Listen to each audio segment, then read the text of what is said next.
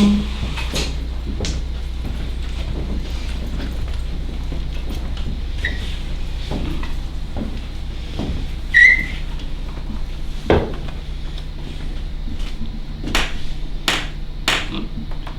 are now at the altar of the Order of the Sons of Union Veterans of the Civil War for obligation, and I assure you that in taking this obligation it will not conflict with any duty you may owe your God, your country, or yourself. If you are willing to proceed, place your left hand on the Bible. You may move forward.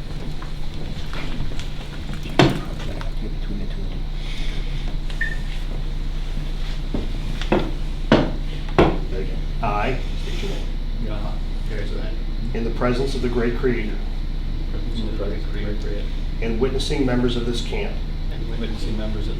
Hereby, voluntarily and solemnly. Pledge myself. To support and defend. The government of the United States of America. To offer my life. If need be. To preserve the flag. From being lowered in defeat. To always observe the day. Set aside. By the Grand Army of the Republic. As Memorial Day. Sacred to the memory. Of the Union soldiers and sailors. Of 1861 to 1865. And do in all my power. To persuade others. To do the same. To be faithful. In all duties of citizenship. To be obedient. To the law of the land. To obey the Constitution and regulations of this order. And to promote actively. Its objects and interests. Always and everywhere. So help me God.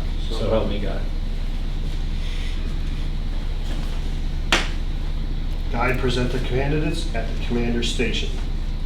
I will now show you the badge of our order. Close enough. The inscription, Sons of Union Veterans of the Civil War, reminds us of our high estate and our duty to our country. We are sons of Union veterans. May we prove ourselves worthy of this title. The ribbon is a union of red, white, and blue, the colors of our flag's country. The red signifies the unstinted streams of blood shed that the blessings of a free government might be our heritage, and that our own blood is pledged to preserve the freedoms and responsibilities so we gladly received. The blue tells us of that true faith and allegiance which our forefathers held to their country and to each other, and charges us to be mindful of their example. The white represents peace, which with honor may our country always enjoy. The motto, preserved by the grace of God, reminds us that without the overruling hand of an all-wise providence, the sacrifices of our forefathers could have offered nothing, and that God's favor alone can secure the preservation of our liberties. Like the eagle, may we be quick to discover our country's needs, strong in its defense, and swift to carry out the objects of our order. May you wear your badge long and proudly, and may it always be a guiding star to you in the discharge of your duties in private life and as a son of Union veteran of the Civil War. Whenever the United States flag is passing or being passed in a formal manner, as on parade, members of the Sons of Union Veterans of the Civil War, not in military uniform, will salute the flag by removing their hat or cap, the headdress being held in the right hand opposite the left shoulder, right forearm against the breast. When not wearing a head cover, the right hand will be placed over the heart. This will not apply when the flag is flying from its staff, but only when supported by a color bearer. When giving the Pledge of Allegiance, stand with right hand over the heart. On all occasions, when the national anthem, the Star-Spangled Banner, is played or sung, members of the Sons of Union Veterans should stand at attention, with hat or cap removed. When seeking admission into the camp of Sons of Union Veterans of the Civil War, in case the camp is in session, you will present your membership card to the guard at the door when he responds to your knock of 3 raps at the door. On being admitted, approach the altar and salute the commander and on the return of the salute, take your seat. On rising to speak, salute and say Commander. And in crossing the floor, always pass in the rear of the altar. 1 rap calls the camp to order and seats the same when standing. 2 raps shall call the officers and staff to their feet. 3 raps calls up the entire camp. If deep in your heart there lives the love of freedom and patriotic devotion to the principles and institutions for which your forefather fought, then no personal danger, no selfish consideration can quench that love and make you ungrateful or disloyal to the flag of the United States of America. Let us then entwine each other, thread of its glorious fabric around our hearts, and catching the spirit that breathes upon us from the battles and the victories of America's sons. Let us resolve that now and forever we will stand for that flag and the principles and institutions it symbolizes. It was waved over our cradles. Let us make the high resolve that unchanged and unstained as it came from the hands of our fathers, it shall wave over our graves. Guide, conduct the candidate to the Secretary's desk to sign the camp membership, present him again to the station. Officers and brothers, I take great pleasure in introducing brothers John ZADZURA and Gary SNYDER, bound to us by the sacred ties of fraternity, charity, and loyalty. Let us give them a brotherly welcome.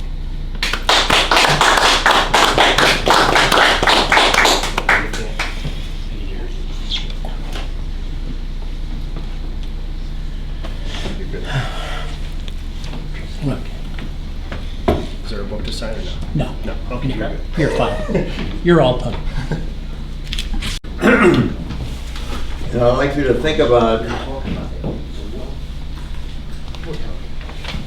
3 of the most successful generals, Confederate generals, that had a great deal of influence on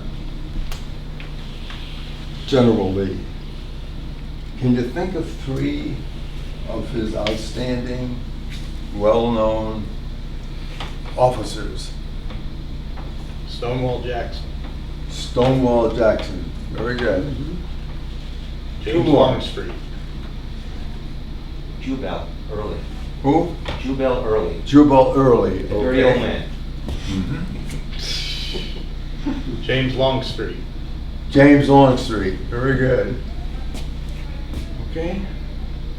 One more. We have 3. We're going to go for 4. Stewart. Stewart. Jim Stewart.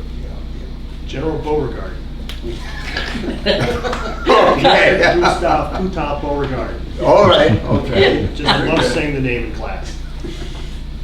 I'm focusing in on 2 of the 3 that you mentioned. One was Jeff Stewart. The other was Stonewall Jackson. And the third was Jim Longstreet. Each one of them disappointed Lee. Do you know how they disappointed him? Hey, Jeff Stewart, how did he disappoint him? He didn't show up at Gettysburg at the right time. Right. Very good. How about Stonewall Jackson? He died one time.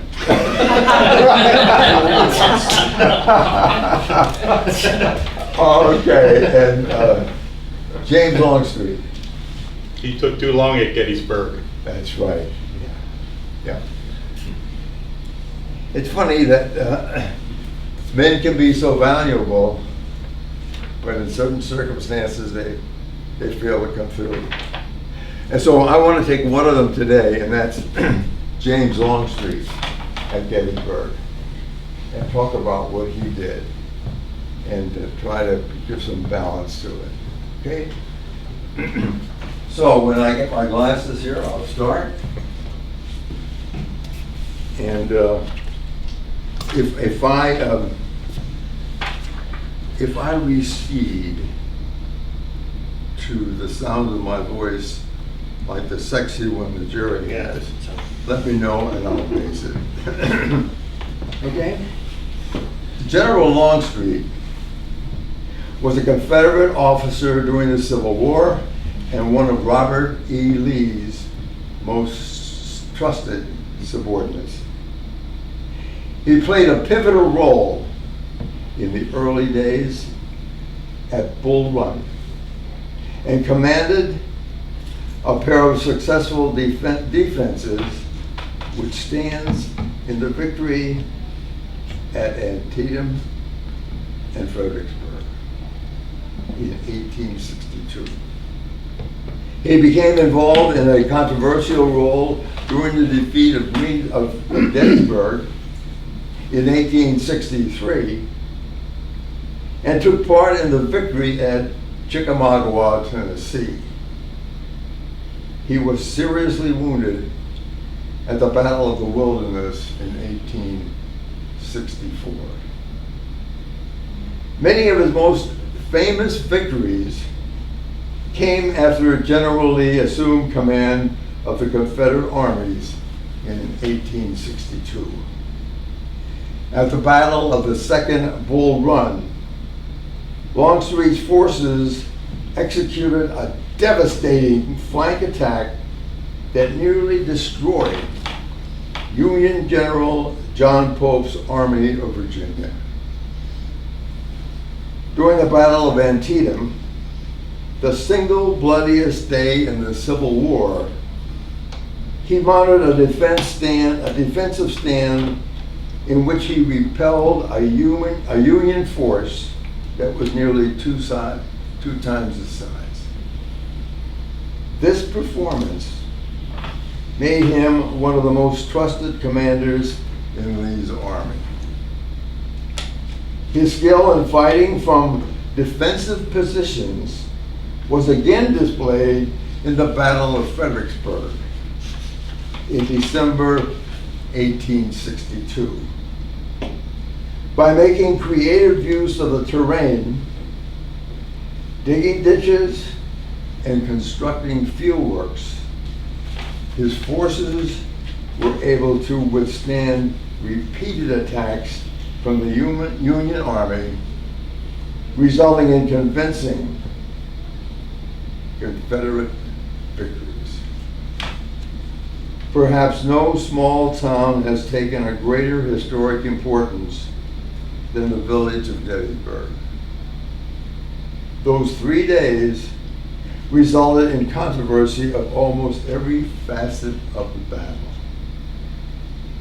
The focus of one was the Lee-Longstreet dispute. Lee's outnumbered army had just achieved a major victory at Chancellorsville. Lee's aggressive offensive strategy defied the odds and drove the Union troops across the Rappahannock River, and it was Lee's crowning offensive stroke of the war. The strategies discussed prior to the Battle of Gettysburg were influenced by the successes that each general had experienced in the past victories, which were entirely opposite. Lee was thinking of the aggressive strategy used in winning the Battle of Chancellorsville. He wanted to exploit the initiative that was earned there with the strategic offensive across the Potomac River. He argued that such a movement would disrupt federal operations for the summer, provide needed supplies, and temporarily relieve Virginia of the war's burden. Longstreet, however, planned to use the defensive tactics he employed so successfully in his victory at Fredericksburg, and thus avoid the heavy loss of manpower usually resulting from a direct frontal attack. Longstreet was concerned that the Confederacy faced a crisis of manpower. He thought the offensive attacks would drain away the blood of the South before an ultimate victory could be attained. When Longstreet presented his defensive plan for Gettysburg, Lee rejected it. Longstreet asserted that his opposition is that he opposed the offensive movement, but then accepted it once Lee agreed to fight a defensive battle when the two armies collided. But later, before his death in 1870, Lee denied that he agreed to fighting a defensive line. Neither man said anything else, so the battle proceeded. Assuming an agreement had been reached, Longstreet later revealed how surprised he was to find that the plans were changed. It looked like another Chancellorsville to him, with another uphill assault. Longstreet thought it was a mistake and a dismissal of their previous discussions. He failed to conceal his anger and did nothing to support Lee's movement. On Friday, July the 3rd, the last day, before sunrise, Lee visited Longstreet's position and found a lack of preparation. Lee expressed his anger to Longstreet and demanded he proceed to attack the enemy regardless. As Longstreet saw the situation, Lee wanted too much. He said that a direct attack was doomed. He felt it would mean the sacrifice of his men and that it was his duty to express his opinion. Based upon his experience, he felt that 15,000 men could never take that Union position. The exchange was a defining moment of 3 days of disagreement over the Army's tactics. From the beginning, Longstreet had seen Lee taking unnecessary risks, which resulted in heavy casualties while striking the enemy. Now he was asking for even more frontal attacks that had no chance of success and would result in an enormous loss of life. Never was he so depressed. But Lee's orders stood, and he was assigned to direct Pickett's assault force. After giving Pickett his order to attack, Longstreet told the artillery officer that he did not want to make that attack because he knew it would fail. Longstreet then watched his soldiers march to the slaughter that he had predicted. Lee rode among the remnants of the brigade afterwards and remarked to his aide, "This has been my fault. It is I who failed." Gettysburg has become the most critical part of Longstreet's career. Had he done his duty, had he not sulked, had he not stalled, Lee might have achieved a victory on July 2nd. To be sure, Gettysburg was not one of Longstreet's better performances of the war.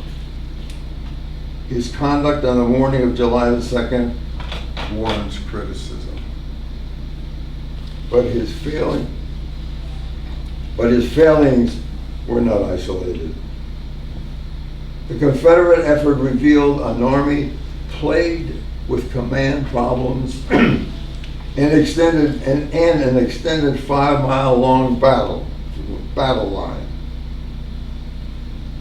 Lee's incomparable infantry could not overcome the crippling handicaps.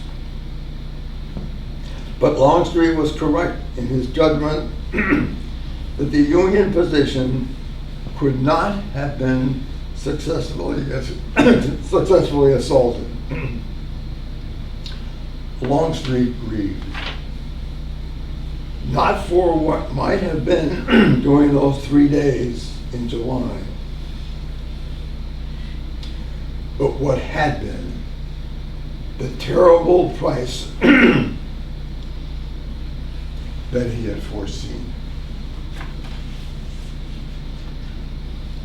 And that's my report. Fall in line with what you've known about the battle. Yeah, he wanted to pull out and go further south and get into a better defensive position and let the Union armies do the frontal assaults and get wiped out. And then after the war, he becomes the villain of the South. That's right. Yeah, which is a shame because he was a tremendous tactician. And it didn't help afterwards when he joined support of Grant when he ran for the presidency. Yeah, he was very quick to reestablish his allegiance to the United States, and many Southerners saw him as a traitor afterwards. That's right. Yeah. And I think that reflects in their opinion of him. Exactly. As a result. Sure. Yeah. Well, I found it interesting, and I selected this because I read so many times about the battle in Gettysburg with Longstreet, but never in any detail. It just said they differed in what they were doing, you know. And I thought I'd look into the satisfy my own curiosity. Okay, thank you for listening. Thank you. Very nice presentation.